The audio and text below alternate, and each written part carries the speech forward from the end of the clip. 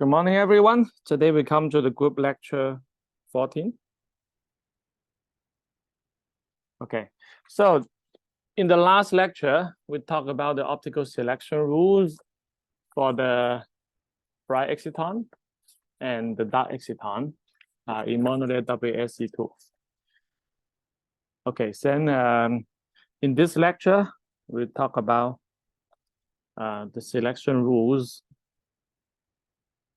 with the optical coupling, with the electron phonon coupling. Selection should be optical selection rule. Okay, selection rules with electron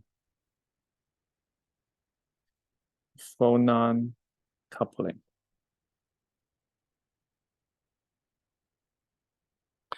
Okay, to begin with, let's learn a little bit about electron phonon coupling.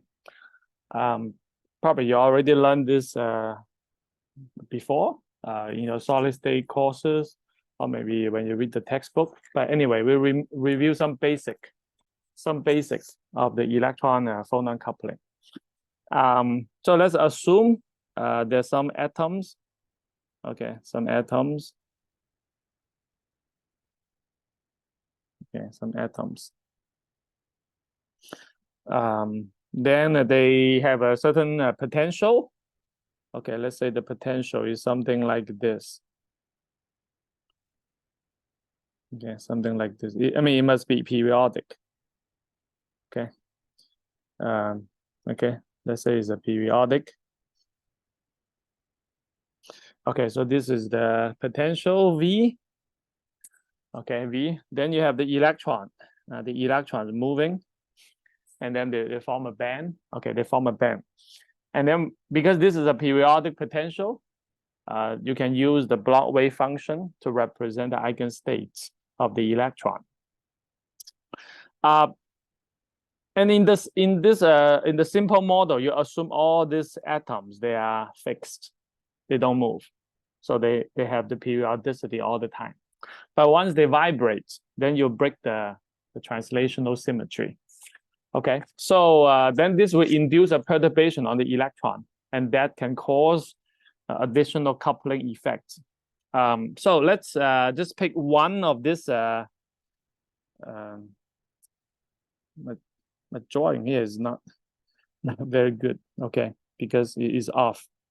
It should be the lowest near the atom. It should be the lowest near the atom.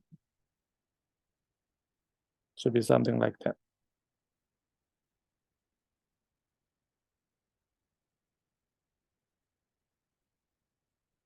Okay, so let's pick one. Okay, let's just pick one of it. Okay, and then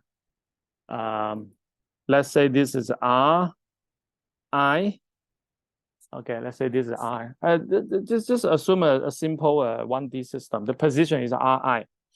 So this potential is the sum of all those potential. If you pick one potential, you probably you see something something like this. If you just pick one potential, you probably see something like this. I mean, the exact shape doesn't matter. The exact shape doesn't matter. It just there's one potential that is V, and R minus Ri. Yeah. Okay. So this R, this R is the position of the electron. Okay. This is a electron position. This is the atom position, or the ion. Okay, or the ion position. Maybe ion is more accurate. This is not just the nucleus; it's the nucleus with all the other electrons. Okay, so this is the potential that the electron feel. This is the potential that the electron feel. So so now let me just write it out here. Okay, let's just write it out here. You have a V, something like this. This is Ri. And your electron is here. Okay, let's say electron is here. So now suppose you move the Ri. You move the Ri. Okay. So you move it to a, let me use a dash line. Okay. You move it slightly. You move it. So this, maybe use a different color is better. Let me use a different color. Okay.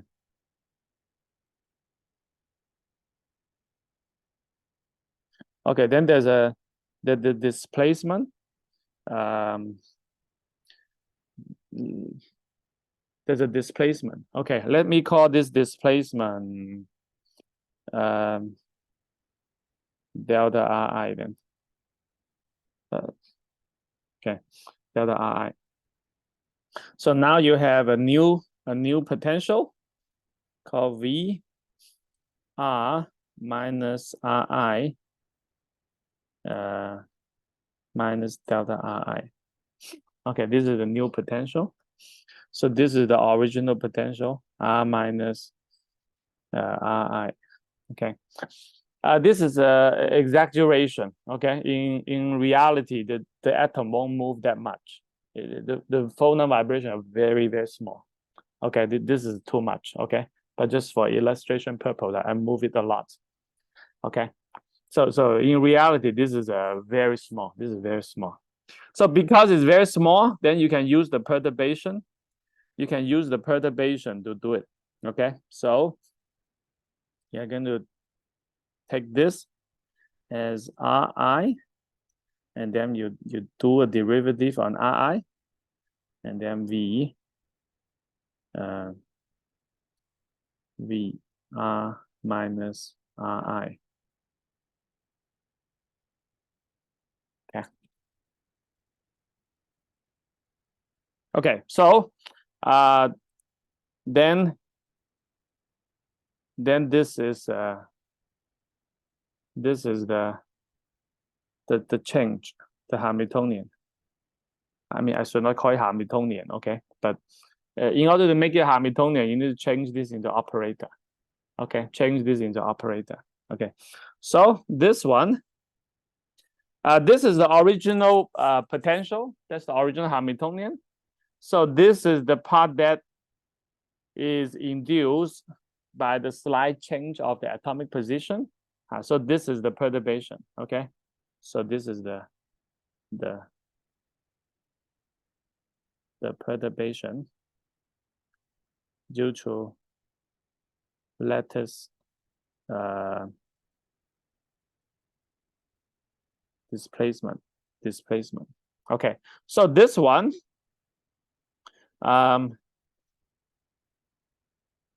you need to change it into an operator. You need to change this into an operator, and then once you change this into an operator, this will become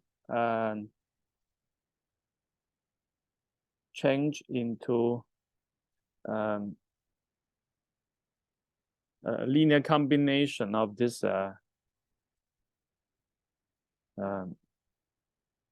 change into a linear combination.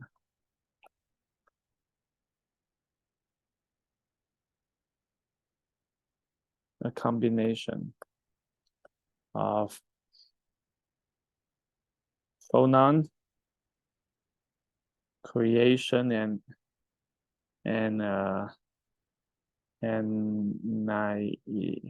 annihilation operators. Okay. So this is a function, okay, which is just a derivative. It depends on the original profile, how that will affect it. And then this is the displacement, okay? This displacement, you change it into operator. And the displacement operator can be written as a combination of a phonon creator and annihilation operator. Okay, and then this will become, the the electron phonon Hamilton coupling Hamiltonian. Okay, that is the underlying principle. Is it okay? So let me show you the real expression. Okay, the real expression. I don't want to keep writing it.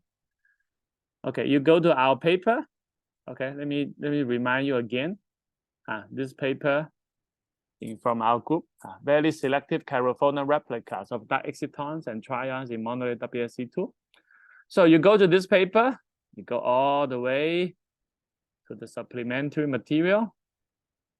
So there is a section. There's a section on the intensity ratio between dark excitons and the Phonon replica. So there, Dr. Chang did this calculation, and then this is the form of the electron phonon coupling Hamiltonian. Okay, it's just essentially the same as what I show you, but here I just written in a more complete form. You have a lot of symbols, but let me tell you what it means. First, this is the gradient of the potential, and this R, the N is denotes the unit cell, and then inside the unit cell there are two atoms. Okay, so this is the position of each atom. So this J is the unit cell in each atom. Is the two atoms.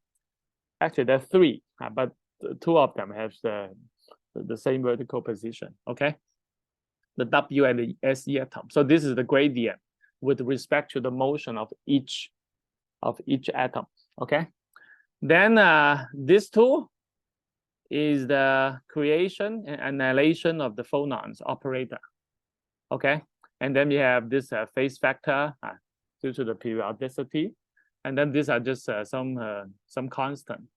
Okay, so these are essentially, and this is the polarization of the phonon. Okay, so this is just a more complete form of what I wrote here. Okay, but essentially just you have a gradient of the potential and then the displacement vector. You change this displacement operator into a combination of the phonon creation and annihilation operator.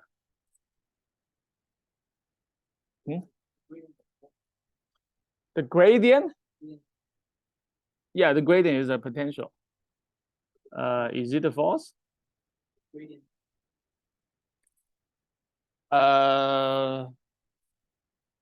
I think so, right? I think so, right? It should be a force, right? Okay, but one key thing here, I want all of you to pay attention is this Hamiltonian cannot flip the spin. Okay, that is the key feature. No matter how you look at it, okay, you can go back to this paper. Even in the complete form, there's no part that apply on the spin. If the original electron is spin up, after the coupling with the phonon, it's still spin up. Phonon cannot flip the spin. Is it okay? And also, photon cannot flip the spin either. If you have a Hamiltonian E, let me say light,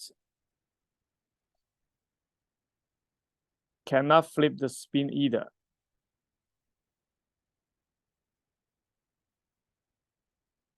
Because this one,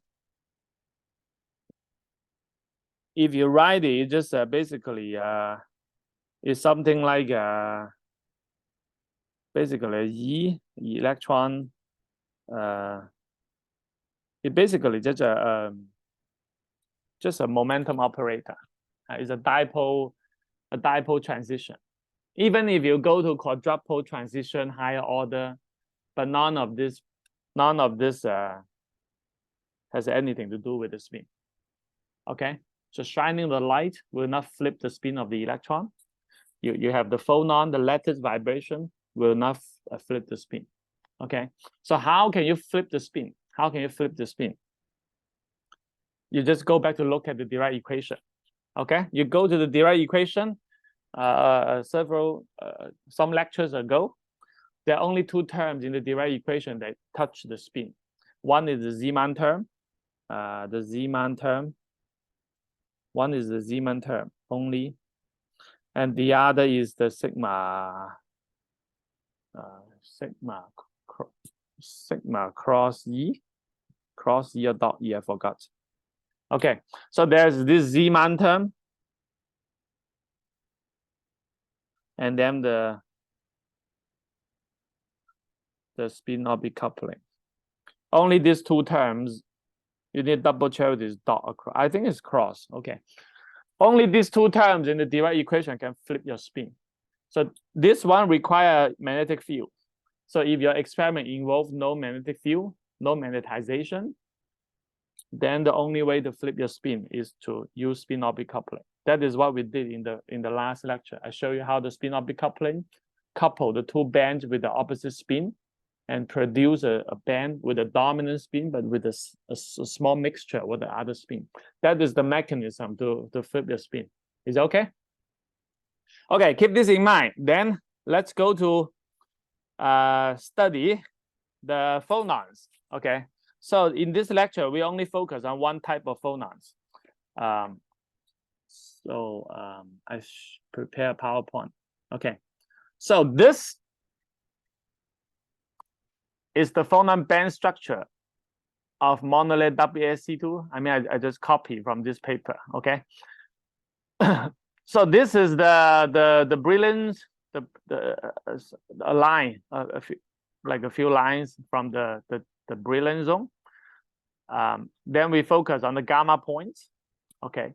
So there you have a few branches. The lower three, they are acoustic phonons, and then here you have the optical phonon. Okay, we will focus on this one here. It's called E double prime phonon. Okay, this is the one that we'll deal with because this one will couple with the dark exciton.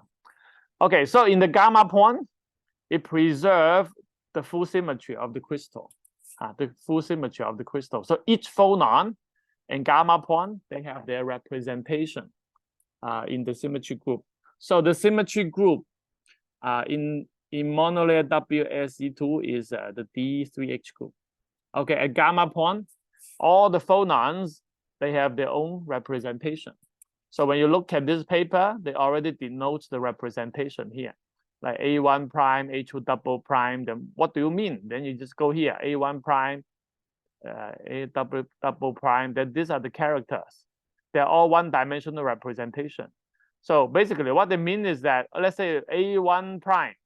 A1 prime is the identity representation. That means you do all of this operation, the phonon does not change. So what do you mean does not change? So basically, all you need to do is you draw out all the atoms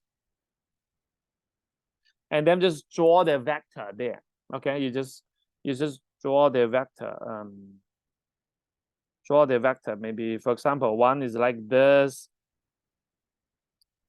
Okay, one is like this. You draw the vector. Then once you draw the vector, then you apply the symmetry operation on this figure together with this vector.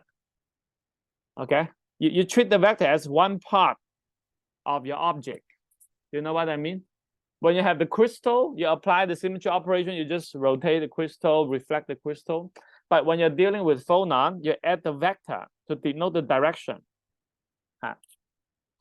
And then when you do the transformation, this vector will transform together with it. Okay, that is how we consider the symmetry operation of a vector. Okay, so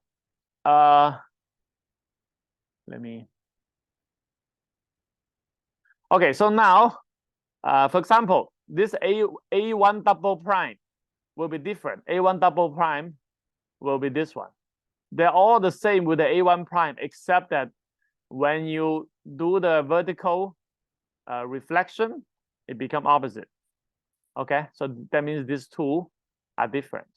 Okay, so now let's look at this E double prime, this phonon at the gamma point. And it is only good at the gamma point. Once you move away from the gamma point, then the symmetry group is already lower because you have a finite momentum. That momentum already the symmetry group is no longer the original one. Unless you all the way go to the K, then you have another symmetry group. So that's why once you move away from the gamma point, the degeneracy is lifted. Because at the gamma point, this is a twofold representation. So they have the twofold degeneracy due to the symmetry. Once you move away from the gamma point, the symmetry is broken. That's why the degeneracy is lifted. Okay. So let's look at this E double prime. Okay. What is E double prime? This is E double prime is a 2D representation. So that means you have two phonons with the same energy. They form the basis for this representation.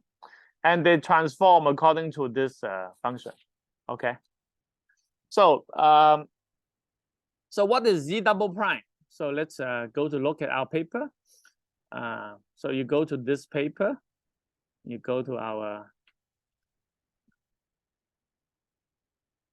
figure here. Okay, here it shows the E double prime chiral phonon. So what does it mean? There are two modes. One is called LO, the other is called TO. LO means longitudinal optical phonon. TO means transverse optical phonon. That means the vibration direction in the longitudinal one is along the wave vector direction. Transverse means is vertical. However, this name is only meaningful when you have a wave vector. Okay, but at the gamma point, the wave vector is 0. Okay, that's why these two they become degenerate. So let's look at them one by one. What is LO? LO phonon is very simple. The middle W atom does not move. And then the top Se atom move in one direction. And then this Se atom in the bottom move in the opposite direction. So the motion will be something like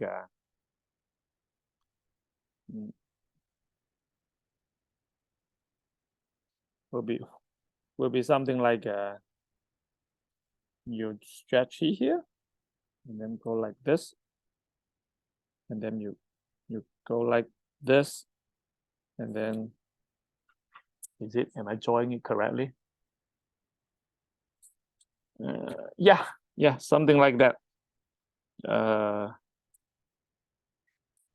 Yeah, so you move like this. Okay, so this is in equilibrium position. So this is when this delta R is 0. And then this is delta R larger than 0, delta R smaller than 0. Delta R is just the displacement for the atom. Okay, you can define it. Usually you don't use delta R, you use maybe a delta Q is a coordinate in the normal mode. The displacement in the normal mode. Okay, so every time you see that these two, they are in opposite position. Okay, they're in opposite position. So that's why once you do a mirror symmetry, you are going to get negative. Okay, for example, this one will go this way, this one will go the other way. Copy. I mean, I know this is something simple, but anyway, if you flip it, can it be flipped? Huh? Does it have this function? No, it can only be rotated. It cannot be flipped. Okay, anyway, if it is flipped, then it's simple. If it is flipped, then you just flip it. So that's why the character for this is -1. Okay, it's negative, and this turned out to be an important symmetry property for the coupling. Okay, now let's look at here. Okay, so that's why this is -2 here. Why? Because it's a 2x2 matrix, and when you flip the state by sigma h, then both state become -1. I haven't talked about the other state yet. Okay, look at this. What is this? This is just the motion in a different direction. It's like this. So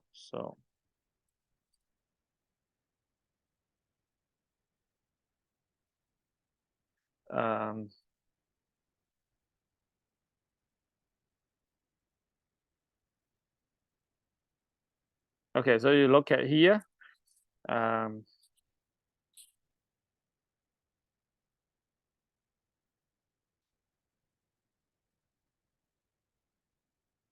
So one is like let me see. This is a vertical.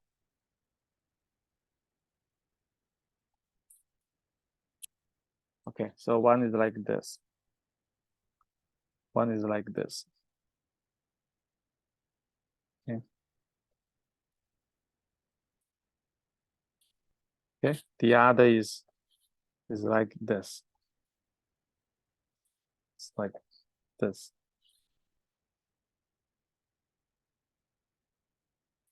Okay. So this vertical. Like okay, like this. So that's why they both of them has this property that the top and bottom Se atom, they move in opposite direction. So when you do the mirror reflection, they will just become negative. Is it okay? Okay. So now let's consider a linear combination of them because they are all they're degenerate. So the linear combination of them is also eigenstate. So you consider this plus and minus I. Then once you do it, you have two modes. This is the right-handed phonon. This is the left-handed phonon. Okay. So basically the top atom will rotate this way. The other one will rotate in the opposite direction. So it's like this. Okay. And then the other one will rotate like this. Okay. So I actually found a video, but this video only show the top atom. The bottom atom is not shown. Okay. So the video show something like this. Yeah. Only 10 seconds. Okay. Now this is the motion that you expect. Okay. Just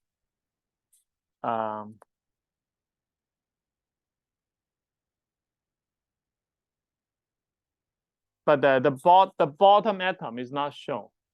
Okay, so you expect the bottom atom to be negative. Okay, so this figure comes from this paper.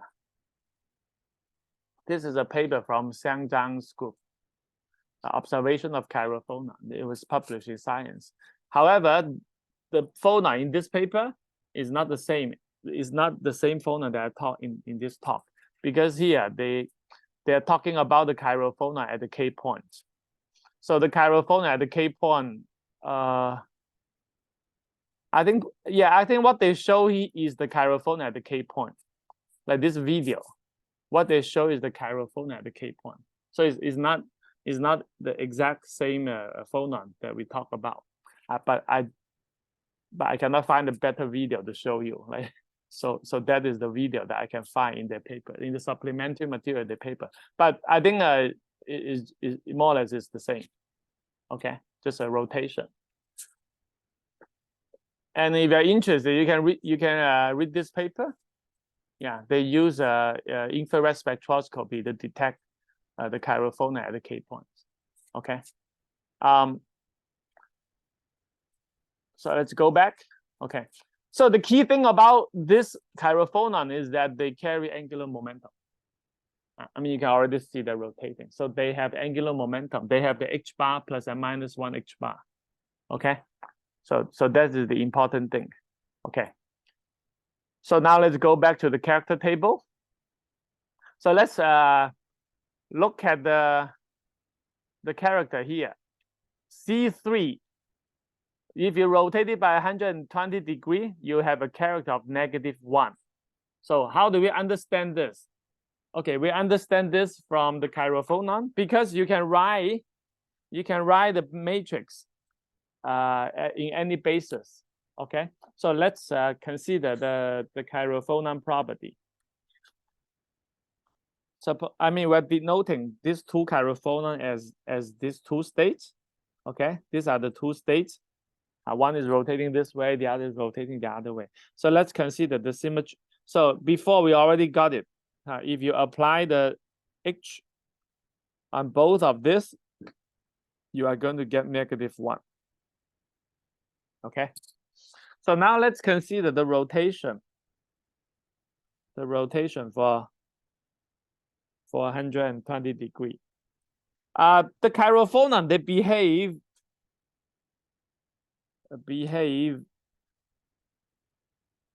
like x plus and minus iy in symmetry.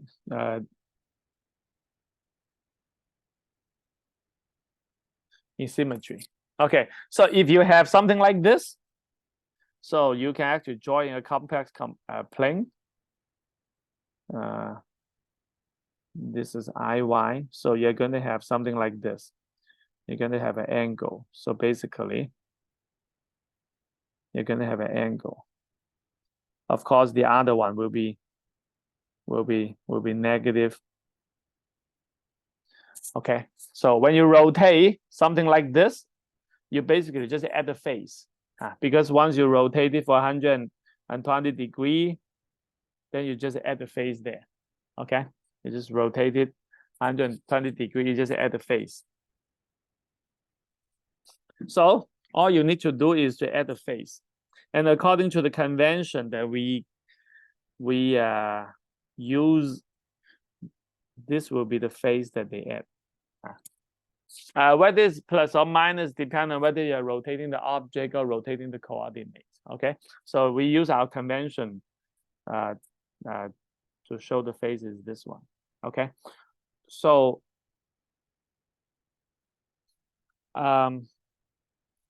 so last time we already defined this C3 quantum number. Okay, last time.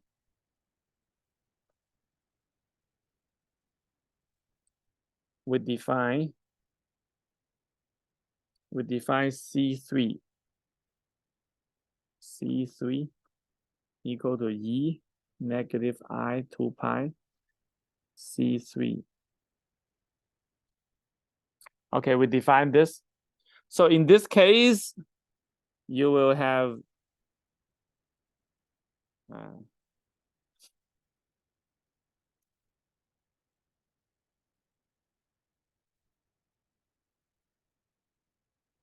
so in this case,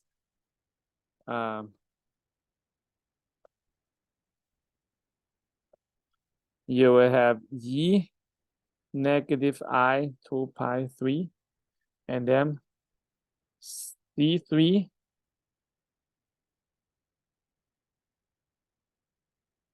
okay, from there, you know that C3 C plus will be +1. And this for my -1 will be -1. Okay, so these are the character. So we just draw another table.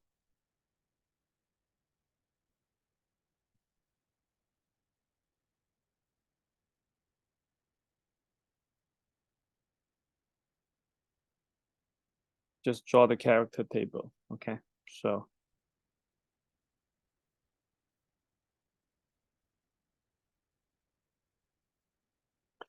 and then this will be, these are the chiral phonon.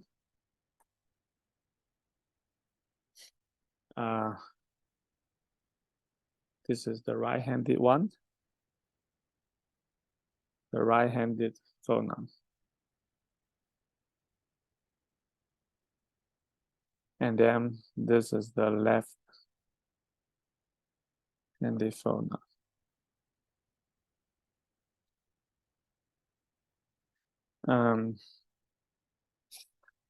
I mean, the angular momentum here will be h bar.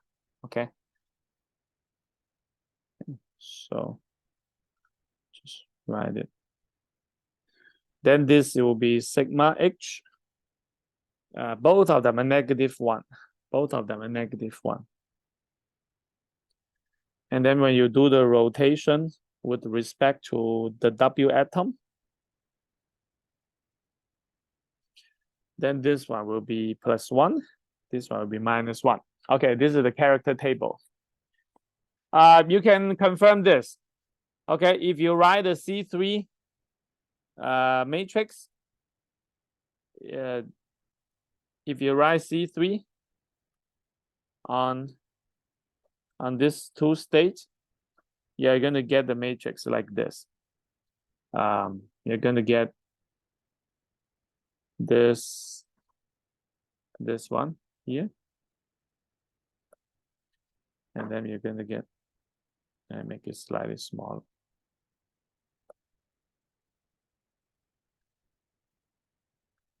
So this one will be plus.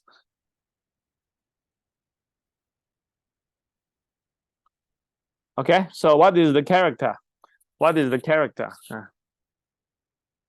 Let me just say chi of C3 will be these two summed together. Okay, if you sum, then you just use what you learn. Okay, just copy this.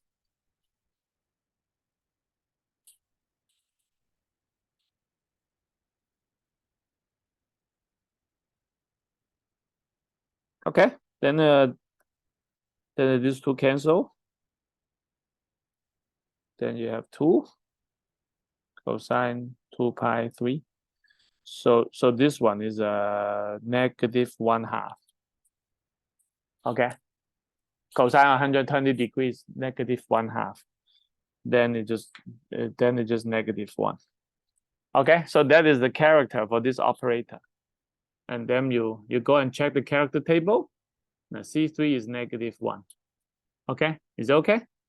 However, then you may ask, oh, now you can already diagonalize it. Doesn't mean that each of them is actually a representation.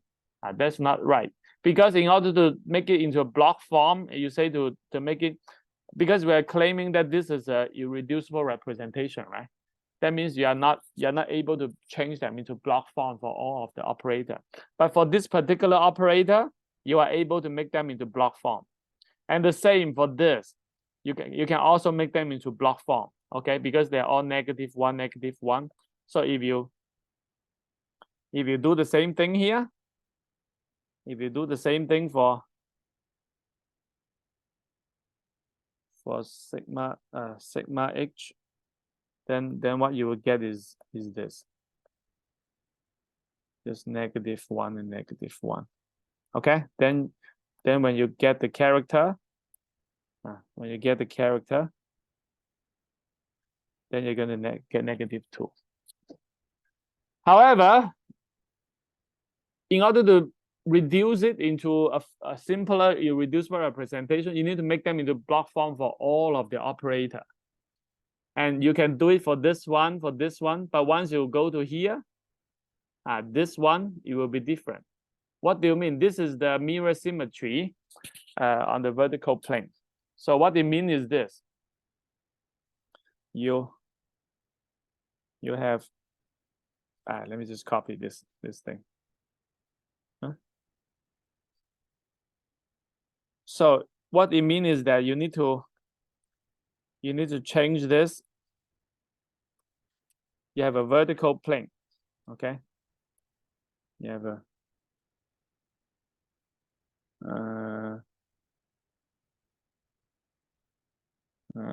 can I remove it? Yeah, okay. So that means here you have a W here, and then you're going to have a mirror symmetry here. V. Okay. So you just make this go to the other side, make a mirror. Okay. So if you do it like this, you'll find that when you go this way, when you go this way, Once you flip it, then they will go the other way. So that means if you apply this on this, it will become this. Okay. And when you apply on this,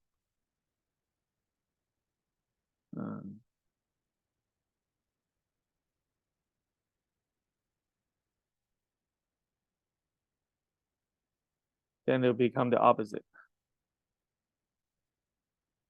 So that means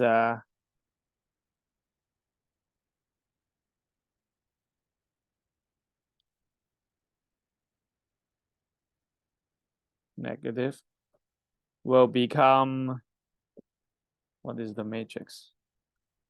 Will become 0, 1, 1, 0. Okay, so this is not in a block form. So you can already know that the chi is 0 because it's 0 here. Okay, so it's off diagonal. Okay, all the optical elements. So that's 0 here. Okay, so you can kind of know the symmetry properties. Is okay? Okay. So these are the main ones. So because of this one, so it is still a 2D representation. They don't mix, they still mix together.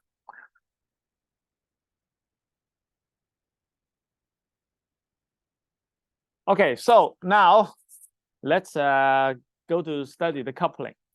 Okay, let's go to study the coupling. In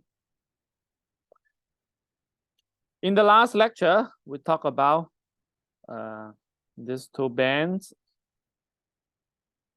So this is the C down band. This is the C up band. This is the V up band. Okay, so this is the dark exciton, the bright exciton. So we talked about this in the last lecture. This one get renormalized into this due to the spin-orbit coupling. So let me write what we wrote last time. So you see minus plus alpha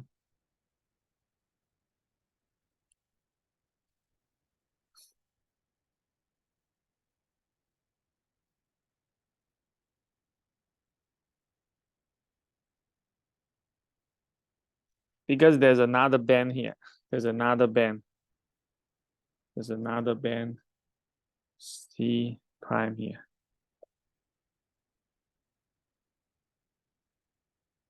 Okay, so this is what we do last time. So this is due to spin-orbit coupling. Due to spin-orbit coupling. Spin-orbit coupling. Okay, so now let's consider the coupling between these two. Okay, so now let's consider the coupling of the electron. Let's consider the coupling between these two. So this will mix this Hamiltonian will mix these two states together, so that this band will be further renormalized, and it will renormalize in this way. Okay, it will renormalize in this way. So, so this one will further. I should write it like this. I should write it.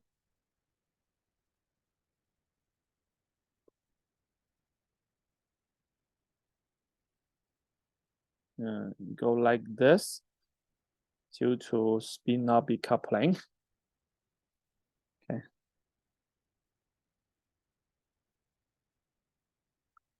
And then this one will further evolve due to the I use a double head to represent it. That is this one. This is the original one. Okay, the original one. but then you're going to get renormalized by the presence of this. By using perturbation theory, you are going to have this. So this is the state here. This is this state plus a phonon. Okay, it's a quantum state of this C spin up with the phonon. Okay, and then you have the I just use EP then. Okay, just simplify EP. Okay, EP means the electron phonon EP. Okay, and then this is the C down.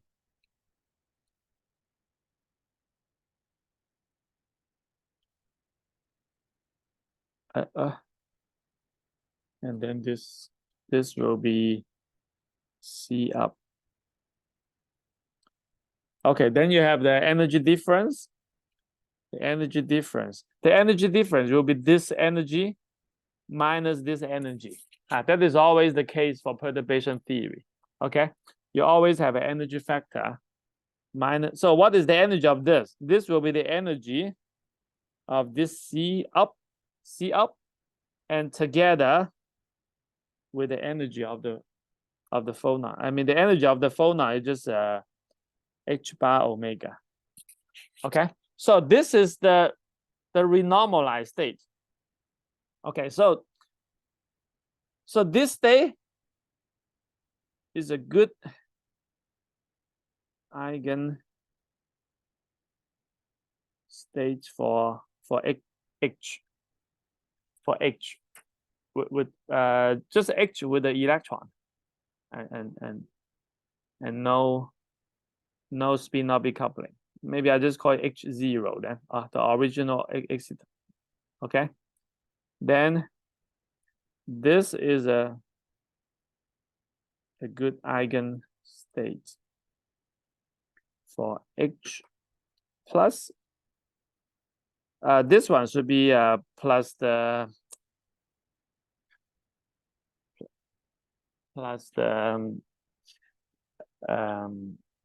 you have a spin orbit coupling term, but the spin preserving coupling term. I mean, I don't know how to denote it.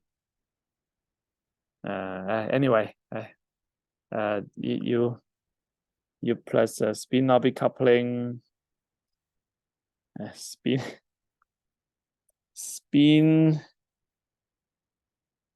preserved spin orbit coupling. It's very long. Okay. Then I don't need a good. I'm just eigenstate.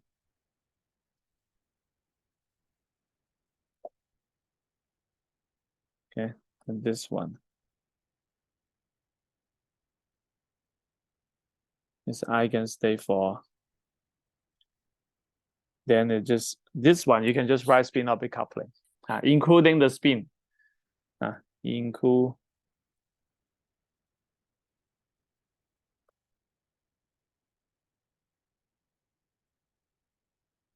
spin flipping term. Okay, then this one is eigenstate of H0 plus H spin orbit coupling plus electron phonon coupling. Okay, so this is a more realistic Hamiltonian, because in reality the atoms they can vibrate, and you have spin orbit coupling. So we're going from a simple Hamiltonian to a more realistic one, and to the more realistic one. Okay, just step by step. Okay, step by step. Okay, so now let's consider this this matrix element. Okay, let's consider this matrix element. Okay, so let's find out the selection rule. Okay, let me copy this. Copy.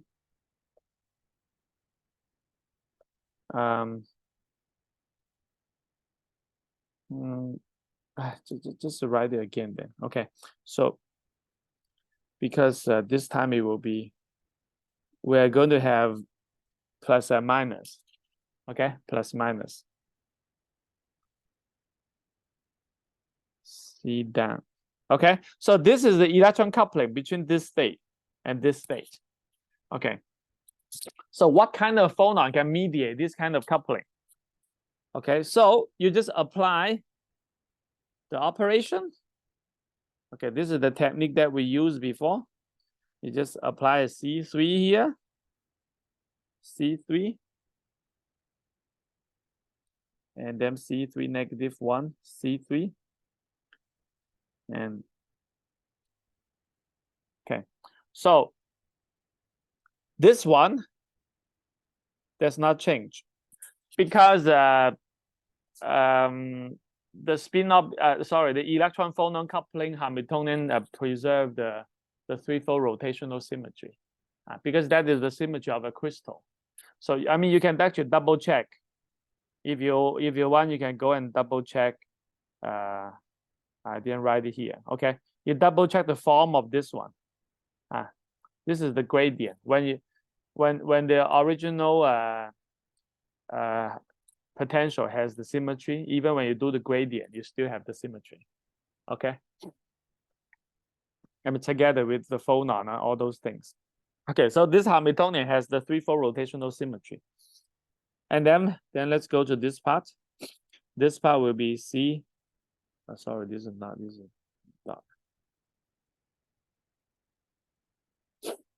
So this one, let me just write it like this: C3. If you do this, then you're going to get I2 pi. Then C3 plus C3. Okay, this, I mean, each of them transform and pick up a phase. And according to our definition, it will be negative. Okay. So this one is also the same. C3, C down.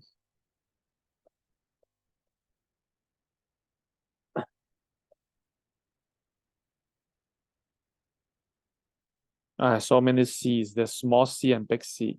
Very confusing. This is a small C. This is a bigger C.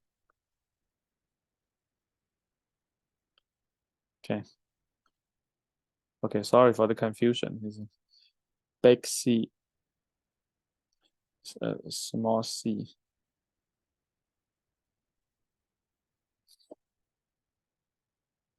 Okay, so eventually you get this, and then you're going to pick up a phase. This one, they will all become negative because it's the Bragg state.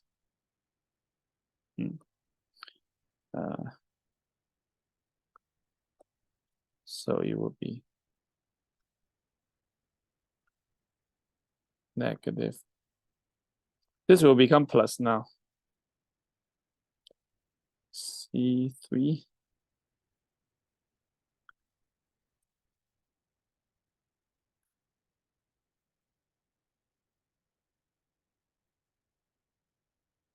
Okay, so then this one will be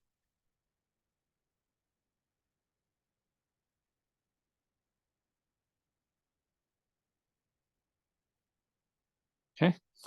Then eventually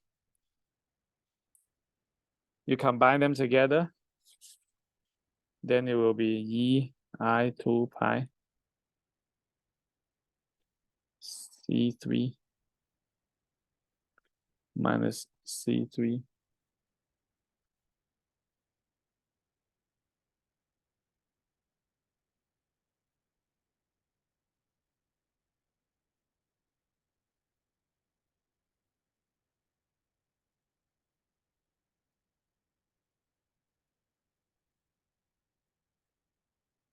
Okay, so look at here. What is this? This is the difference between this band and this band. Then we have to go back and check the table. So I just directly go to the paper then. So in this paper, I just copy this character. And let me go to the table. Where's the table? This is the table. Okay, so I wrote down this table in the last lecture, but this is a better printed version. So we're dealing with what we're dealing with. Okay, we're dealing with C3 spin up and spin down. Okay, so up and down. So look at here. This is up. This is down. Okay, so this is the one for the bright exciton. This is one for the dark exciton. Okay, so you look at their C3 character. So this 1/2 minus negative 1/2, that is 1. This is negative minus this is also 1. This one minus this is also 1. Okay, so that is from the character table. So we can just write it down. So this is just 1. Okay, this is just 1. That is due to the symmetry property.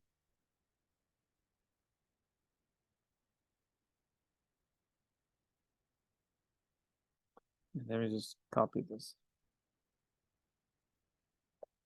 Okay, so in order for this matrix element to be 1, if this is not 0. Why? Because this is the original one, and after some symmetry operation, it become a factor times itself. That factor must be 1. If that factor is not 1, that means it is 0. Okay, because this is a matrix element. A matrix element is a number. No matter what transformation you work on a number, the number is still the same as a number. Number always have identity representation. Okay, so this must be 1. Okay, now let's check. Okay, copy. Okay, so you have this. Then we have the character table here, right? So let me see. Okay, you have the character table. Copy.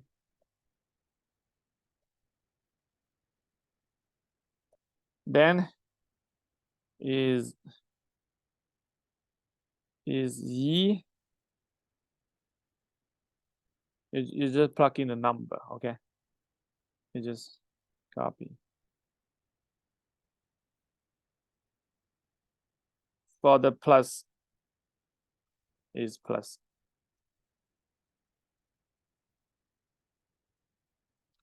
And then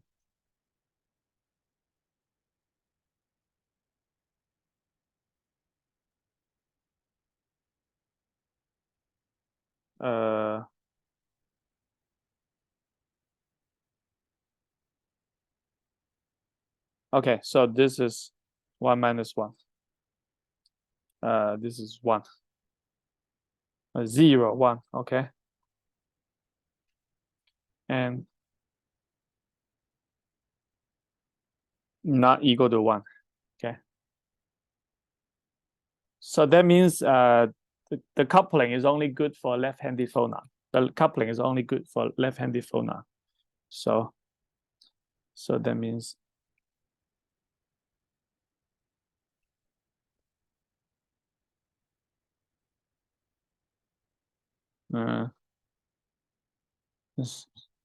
is 0.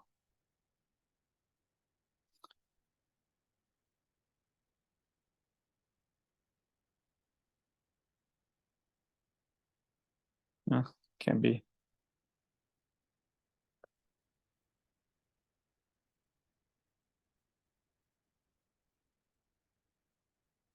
Okay, so that means that these are only coupled by left-handed phonon. Okay, so only coupled by left-handed phonon.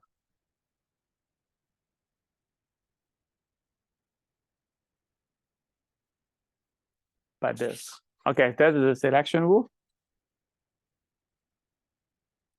So that means it will only emit the left-handed phonon from the K value. This is from the K value. Okay, from the K value. Okay, now let's look at the optical selection rules. Okay, so far just phonon emission. So if you look at, consider the light, consider the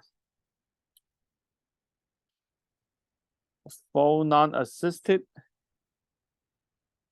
radiation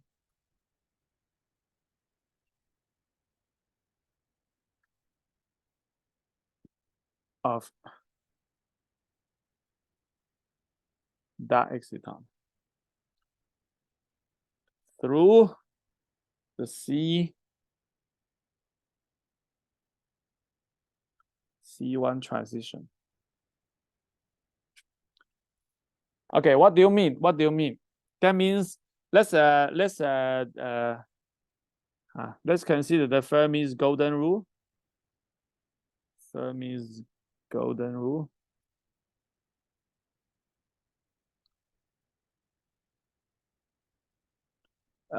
Gives.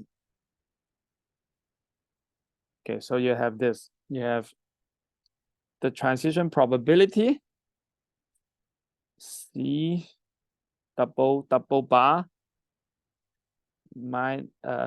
go to V1. Not V1, V spin up. Okay, so it will be 2 pi H bar. And then you're going to have the matrix element V up. Here, omega means the photon. And this is a phonon. Photon.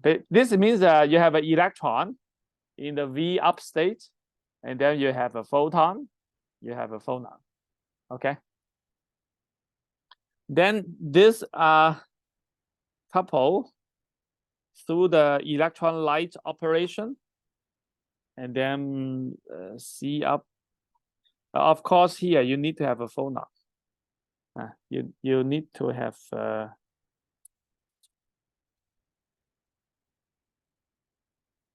C up. Let me see. You don't need to. Okay, just this. Okay, then you have a square, and then of course you need to conserve the energy. So this one.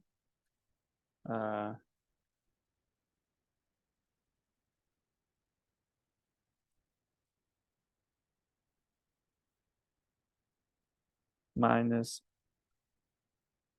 E minus a phonon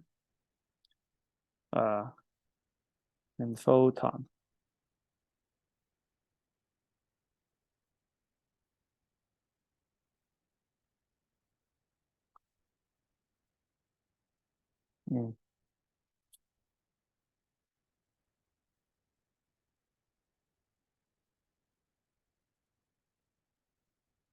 I think the order is not right in the paper. Is it because we make a mistake? It should be actually the opposite.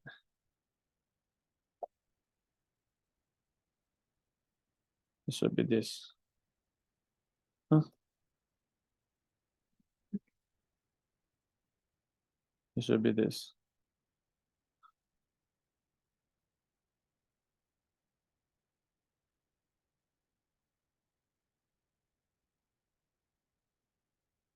Okay, so this is the Fermi's golden rule. Okay, so we are now going to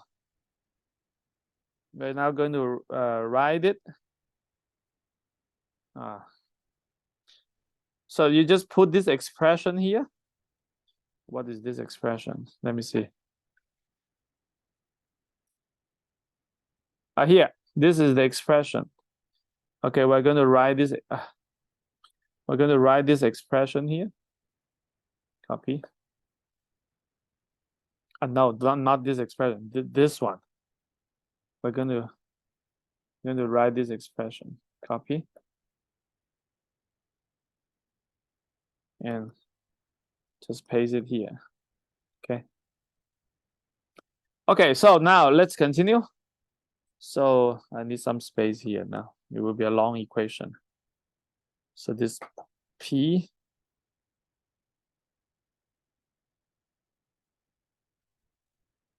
let me just copy this. Okay, so we are going to erase it and then put this thing here and make it smaller. Okay, so make it here and then with the delta function, okay, dot dot dot. Okay, I'm not going to repeat it. I'm not enough space. If you want, you just copy this then. Okay, copy this.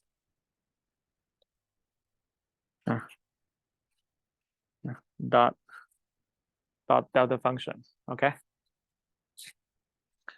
Then let's consider one part.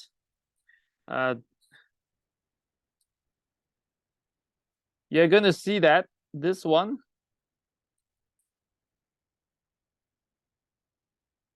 this thing. Let me copy this thing. Copy here.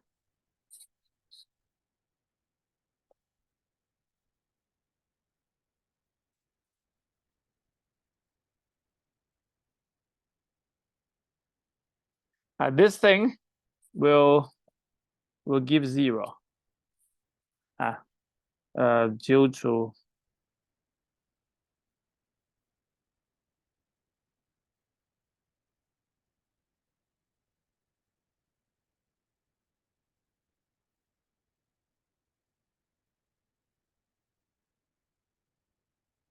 let me see.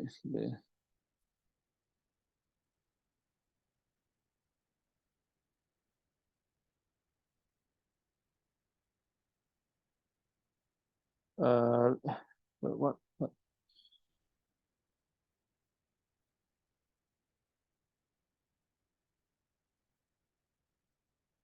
This thing will give you 0. Will give you 0. Let me see here. You need to add the phonon here. You need to add the phonon here.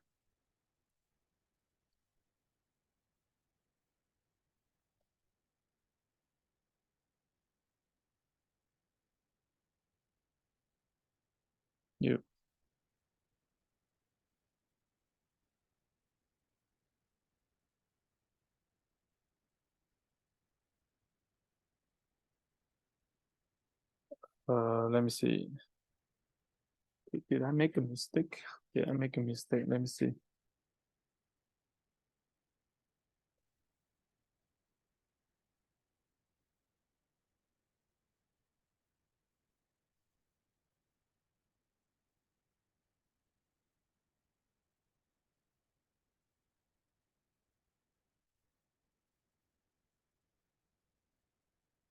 You need to add a phonon here. You need to add a phonon here.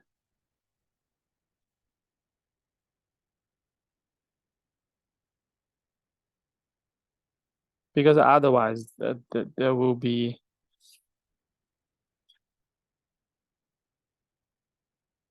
you will need to add a phonon here to include it.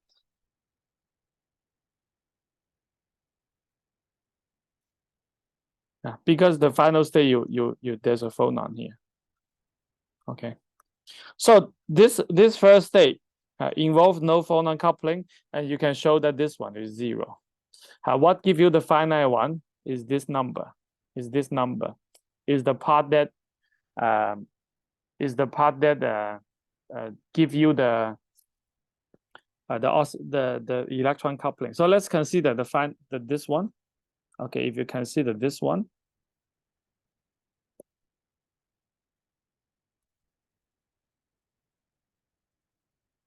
Copy. Yeah.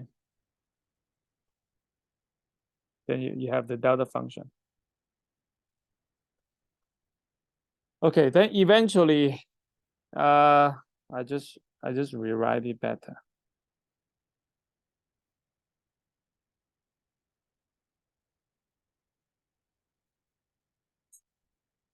Then you move this here into here.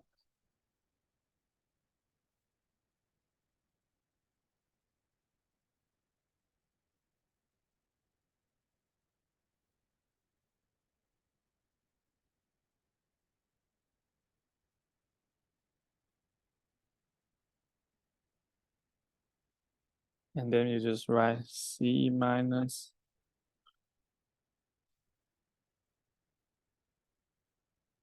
Okay, so that will be the delta function. Okay, so this is the final transition probability.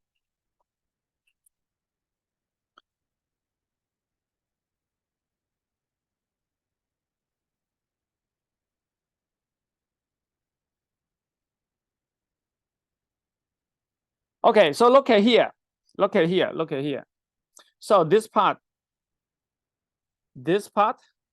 is the emission of a phonon. Okay, let me. Okay.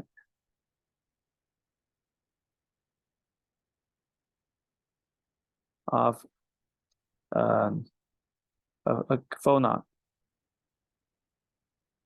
Of course, in this case, it must be minus. It must be minus because we show that that is the only way to make it finite. And then this one is the emission of a photon. Okay, so look at the selection rule. If you don't consider this phonon, I mean, it must be negative as well. Otherwise, it will be because this is a negative. This must be negative. Okay, so the selection rule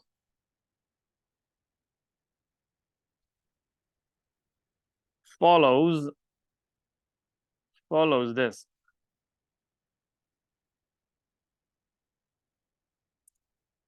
Follows this because the selection rule is just mainly this transition. Go to here. Go to here. And what is this transition? This transition is just the bright exciton. You spin up to spin up. So if you come here, where is the figure? Okay, then it is this. Let me just.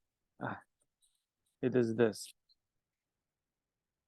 Is this transition? Okay, so this is the bright exciton transition. So this one is only coupled to left hand right-handed light.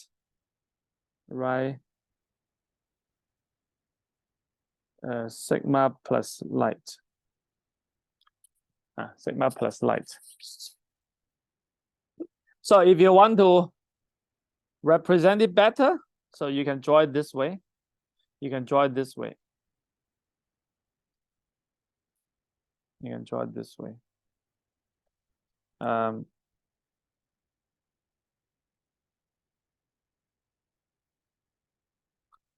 But you need to understand correctly. So you have an electron here. It will go couple to here, and then emit a phonon. Okay, and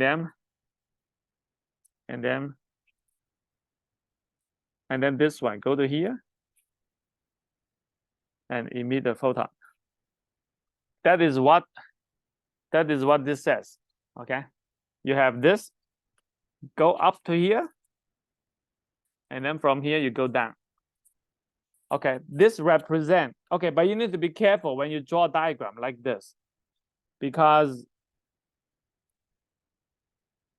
it doesn't reflect the energy. It only reflects the transition process. You have an electron here because of the coupling. You go to here and go back to here. That is what it shows. But in reality, all of this are already included. So what you want, if you want to show the energy more accurately, we draw it this way. When you read some paper, some of them would draw a diagram like this. Okay, but that can be very misleading because this energy is higher than this. How can you go to a higher energy and still emit a phonon? Like it's not absorption, it's emission. But what it means is just a mixture. So we use a better representation, I feel. Okay. So you go down to here and emit the phonon. And then you go one more step and emit the light. So that is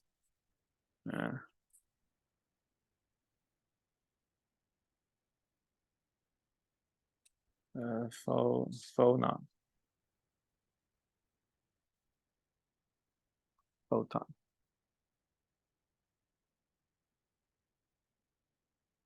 Why? Because if you look at here, this energy, this is represent this coupling, okay?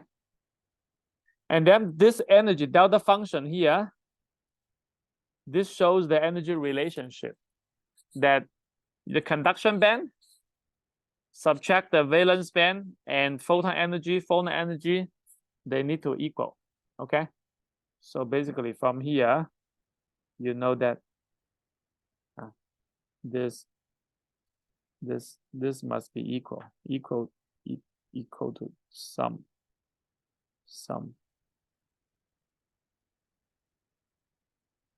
Okay, so this is energy conservation. This is energy conservation.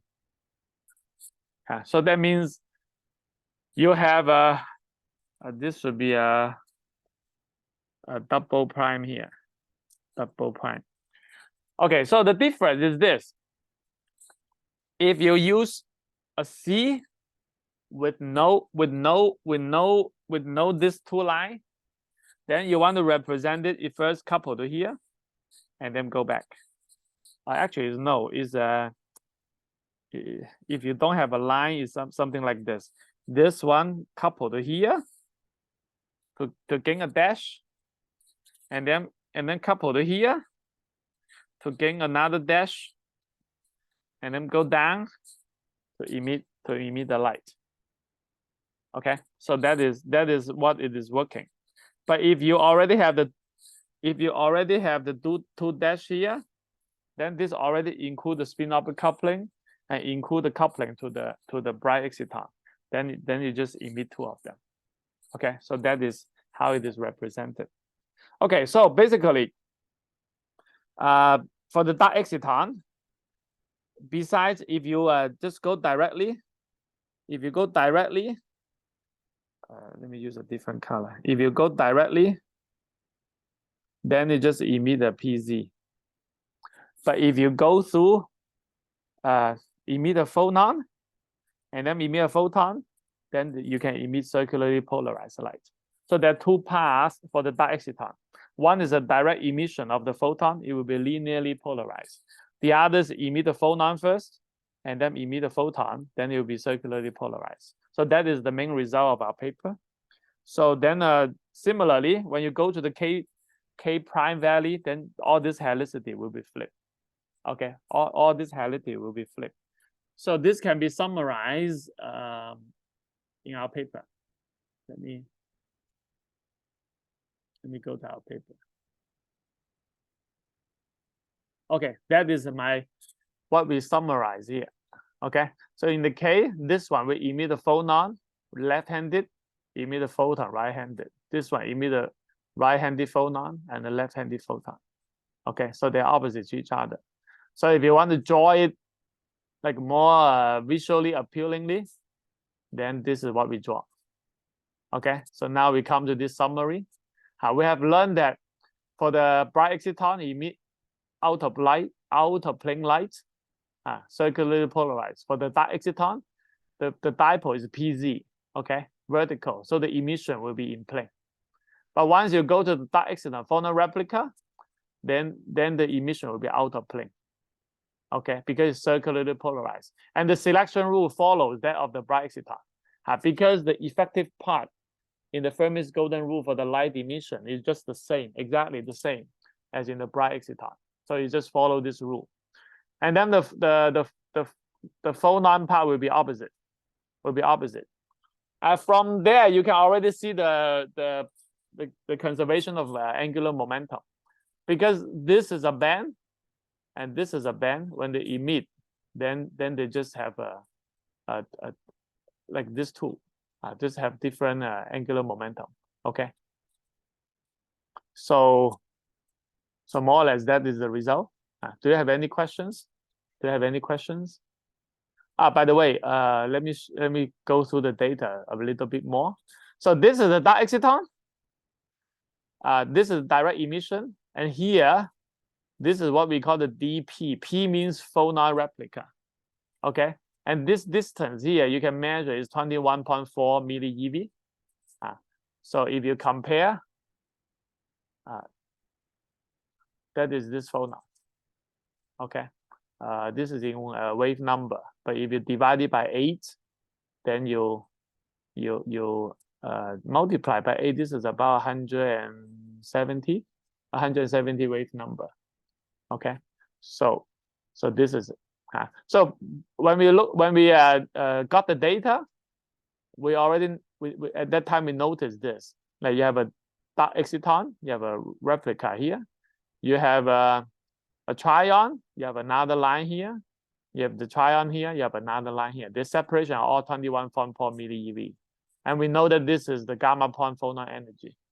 So we know it's a replica.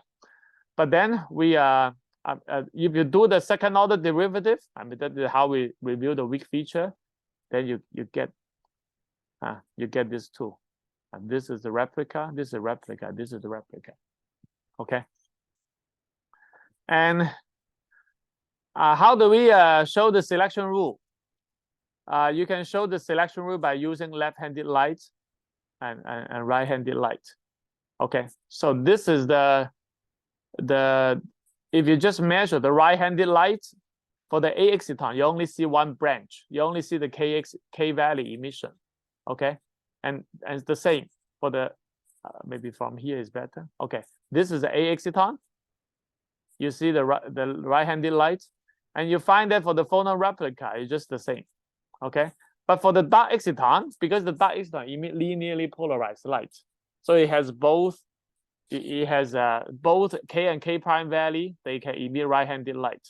So you see two branches, okay? So this shows that the optical selection rule is not chiral, but this too is chiral. If you go to the left-handed light, then you see the shift up. Because we apply the magnetic field to break the degeneracy between the two values. And you can see that the selection rule of this optical phonon replica are exactly the same as the exciton. But they're not the same as the phonon. And of course, another way to confirm it is to measure the G factor. The G factor is study the Zeeman effect when you apply magnetic field, how the band shifts.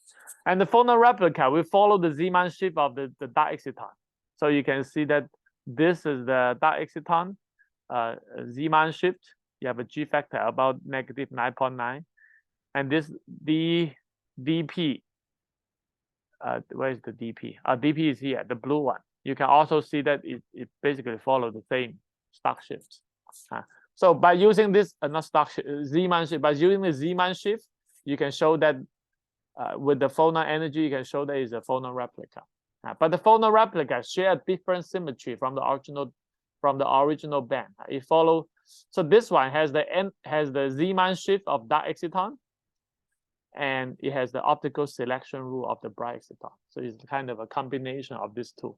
Okay, the energy follow this one with a phonon gap, but the selection rule follow this one, and also the in-plane direction is follow the bright exciton. And this actually make the phonon replica easier to detect. Why? Because this one emit the light in the plane, so you only get a small percentage of the light. I think it's about 7% in our estimation. But the bright exciton emit the light out of plane. So So you can collect most of the light. I mean, it's weak mainly because the population is small. But then this phonon replica, it emit the light also out of plane. Okay, so the collection of this one is more efficient. That means what you see here, this intensity ratio are not the actual intensity ratio, because the emission direction is different. So you need to make the correction. You need to make the correction. So this one, you only collect maybe 7%, but this two probably you can collect more than half of the light. So if you renormalize it, you'll find that this one is actually very bright, because it gain a lot of population. Okay, and because they gain a lot of population, this one will also become bright. Okay, so from here you can actually see that the emission is actually very efficient. By comparing the ratio, you can see that the emission is quite efficient. What does it mean? That means the electron phonon coupling is very strong in this system. They emit the phonon very effectively. Okay, and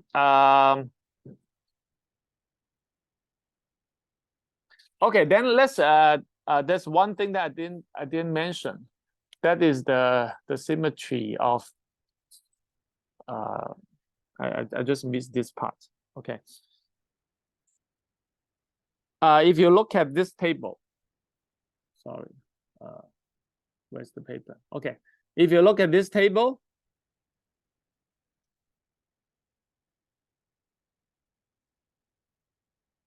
down there, that is why the mirror symmetry is important, because if you look at this table, sorry,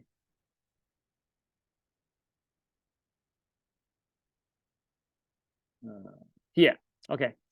So if you look at the dark bright exciton and the dark exciton, you look at their mirror symmetry. They're of opposite parity. You know what I mean? They're of opposite parity. Okay, so that means they can only be coupled by a phonon with odd parity. Like if you emit another phonon with even parity, these two are not going to couple. Okay, for example, if you look at this table, you look at this H, sigma H, you go all the way. These are even. These two are odd. This is odd. So why this E prime is not coupled? Because the E prime, in the E prime, both the Se atom in the top and bottom, they move in the same direction. So the parity is even. Okay. So if you use this phonon, you're going to get a zero coupling string, because this is I, this is negative I. So when you consider matrix element,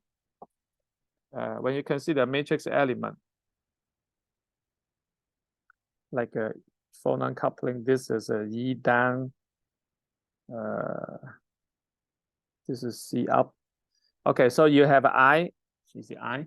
Okay, you have I here, you have negative I here. So if you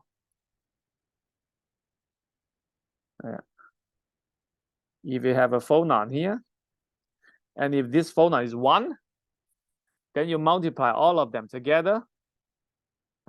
You're going to get sorry, this will be negative, because this is the Bragg state. So eventually negative I times 1 times I times negative will be negative 1. Okay, so this matrix element is 0 because it's not 1. But if this is you could say, I should not use this. You use prime, E prime phonon. But if you use E double prime, it will be different. If you use E double prime, then this will be negative 1. Then you have negative 1, negative I. This will be 1. Okay, so this only that phonon is coupled. So this can exclude why this phonon is not coupled. If this phonon is coupled, then you see a different energy, because this E prime phonon is up there, will be higher. Okay, will be higher. but what we see is not this energy, is this. So you can actually see that our experiment and the group theory, they actually work very well together. They give a very good picture.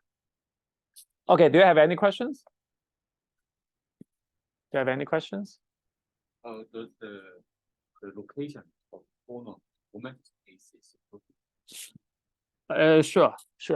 Of course, it's important because both the bright exciton and dark exciton, they are in the same K value. The transition has 0 momentum transfer. So the phonon must be in the gamma point. Okay. And actually, there's one thing that I need to comment. The phonon replica is so strong. One important reason is because it's an exciton transition. If you just consider, this is actually one important part in our paper. I just briefly comment then.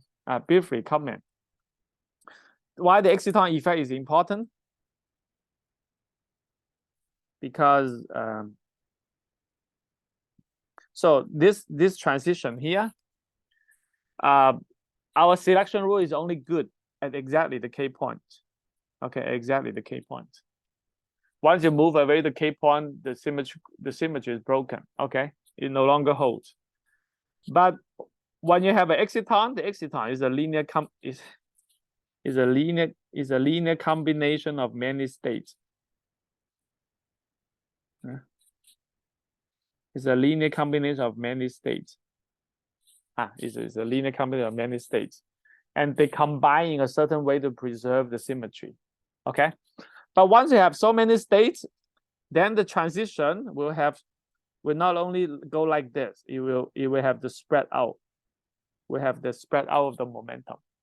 Okay, once the momentum is spread, that means not only the phonon at gamma point will be coupled, even the phonon near gamma point will also be coupled. So you have more selection of the phonons. So they spread out. Okay, they will spread out. And that is actually one important reason that why the phonon replica is so strong, because of the excitonic effect. If you completely remove the excitonic effect, we will expect that the phonon replica will drop. So the exciton effect actually plays some rules. And actually, Dr. Chang did actually very good calculation. I was actually quite impressed that he was able to not only resolve the symmetry. I mean, the symmetry part is standard group theory, but he was able to calculate the relative intensity of the phonon replica. So let me see. I mean, if you're interested, you can read this section. Okay, so he said in our experiment, the measured intensity ratio is about 1/2. The calculated one is this. Okay, he calculated that the ratio is 0.16. That is according to his calculation, including the excitonic effect, all those symmetry consideration. But this is because of the measurement different efficiency. If you correct the efficiency, because for out of plane emission, the collection efficiency is about 60%. For in plane emission is about 7%. Then if you take care of this 0.5 will be the ratio will be reduced to be 0.05. So you can see that this is 0.05 and our calculation is 0.15. I mean, it's off by 3 or 4 times, but I mean, it's already quite good. Okay, considering that the model is actually not very complicated. Okay, so you can see the theory that can be quite powerful sometimes. Okay, so to conclude this talk, I want to present an interesting phenomena about the possible photon-phonon entanglement. That is one part that I feel quite interested on physics because of this particular property of dark exciton. You can, in principle, realize an entanglement between photon and phonon. By the way, do you know what the entanglement is? Have you learned it? Okay, so I just briefly mention. Okay, just briefly mention. Okay, a famous experiment is you have a spin 0 particle. Okay, 0 spin. It is broken into. It is decay into a spin up into 2 particles with half a spin. Okay, then you have a 1 and 2 particle. Then these two can have two linear combination. One is spin up.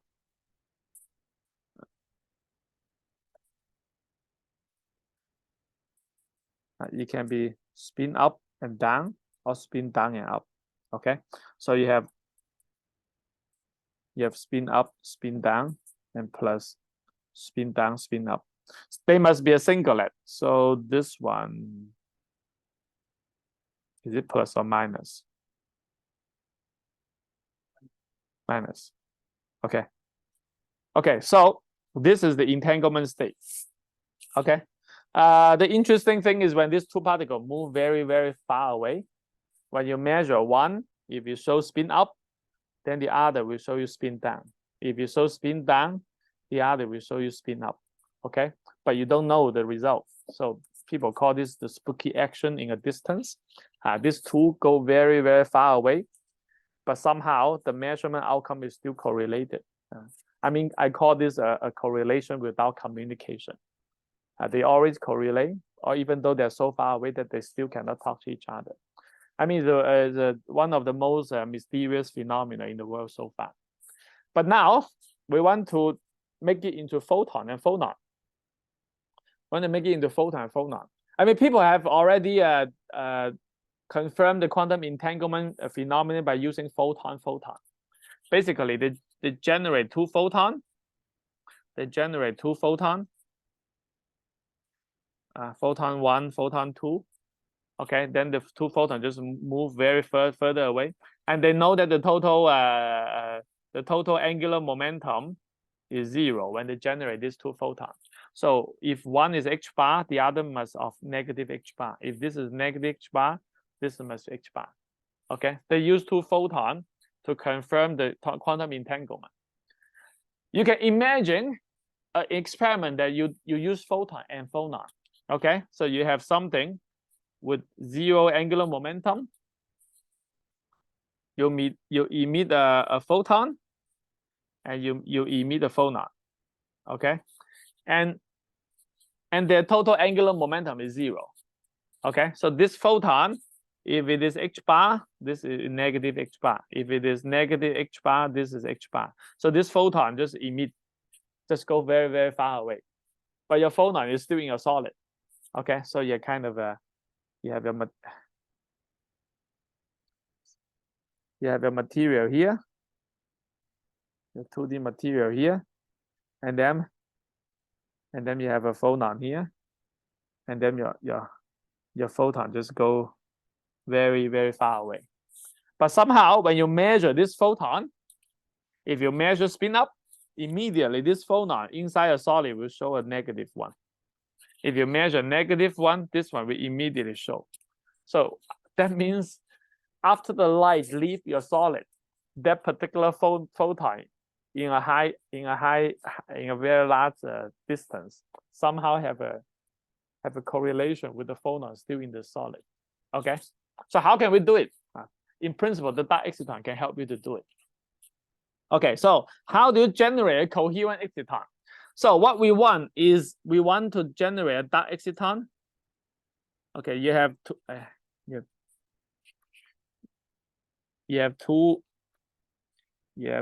values. Okay.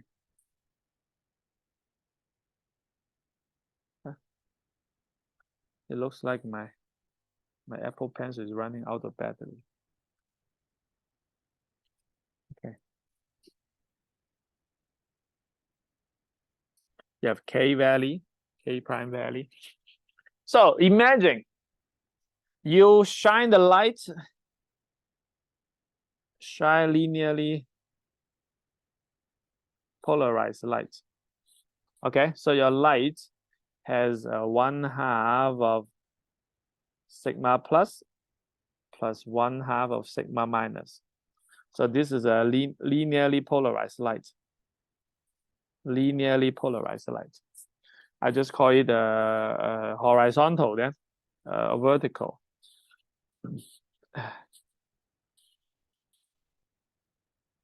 Linear. Okay, so you have 1/2 due to right-handed light, 1/2 due to left-handed light. You just shine the linearly polarized light into a sample. So what you would generate is that you're going to generate an electron. You're going to generate an electron and hole. You're going to generate 1/2 here. Okay, so this will generate a coherent exciton. A coherent right exciton. Generate. Will be K exciton. K A exciton, K value plus the A exciton, K prime value. Because in order to generate a coherent exciton, you need to start with something coherent. So the photons are coherent, the light is coherent. Okay, so when this coherent light is absorbed by the crystal, they're going to generate coherent exciton, and it is a superposition of a K exciton and the K prime exciton. Is this okay? Of course, the emission will also be linear polarized. Okay, then this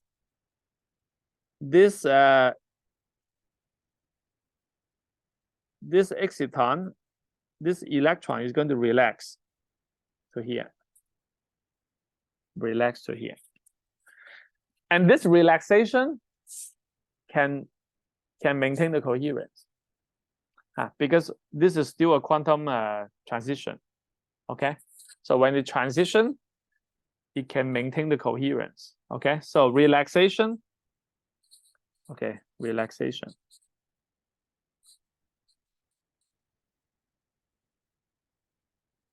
I mean, there are different kinds of relaxation. Some of them preserve the coherence. I mean, you always have a small probability that you preserve the coherence. Okay, so eventually you will, let me use a different color then. You have a coherent dark exciton.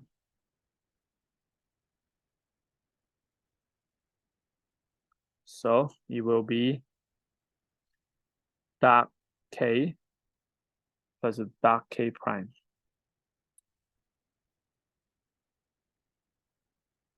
Is it okay? So you have a linear superposition of this one and they sum together. Okay, so now this dark exciton is going to emit. Okay, emit photon and phonon. Emit photon and phonon. So the K, let me use a different color. The K, this one, K1 will emit a right-handed photon, and then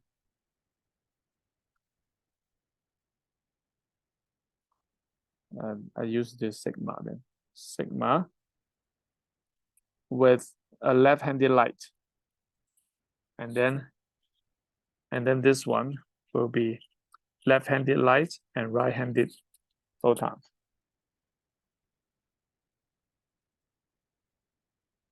And then this is the final state.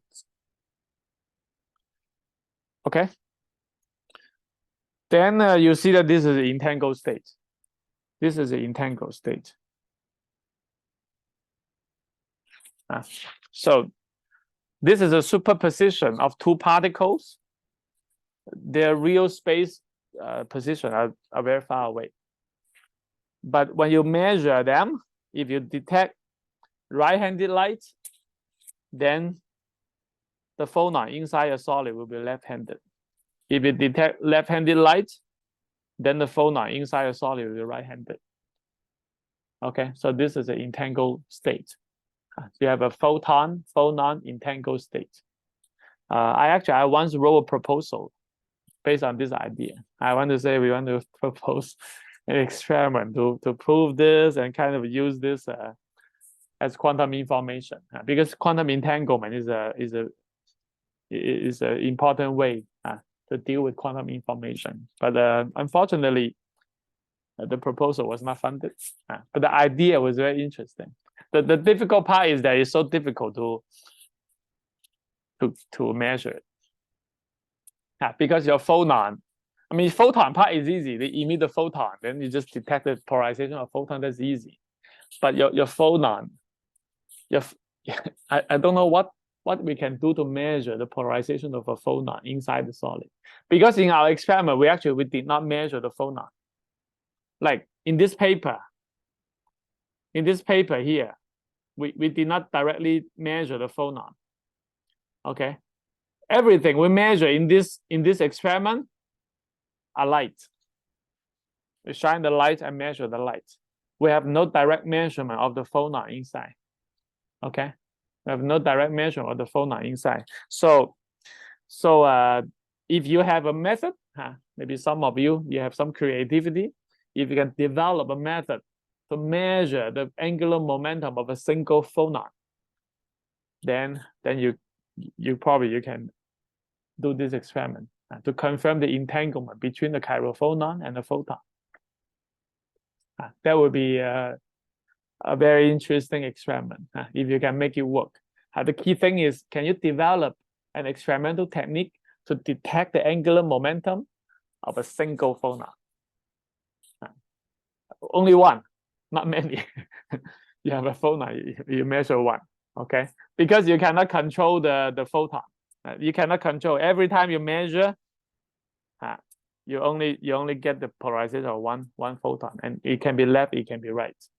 Okay, so that is actually one interesting like extension of the physics. And because in my whole career I have never done any experiment on quantum entanglement, and this is the closest time that I get into like a idea about this. So this was actually written in our supplementary material. Yeah, I think it's a very interesting idea. Actually, I wrote a section on the supplementary material, a possible photon-phonon entanglement for the decay of the dark exciton. So basically, that is the wave function at the end, and then I present this.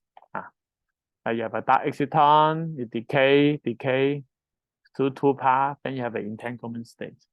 Okay. So do you have any questions? Have any questions? So more or less we're done today. So if you have time, I would really encourage you to read this paper. Then you can have a better idea on what kind of research we're doing in recent years. Okay. Okay, then we end the lecture here. Thank you very much.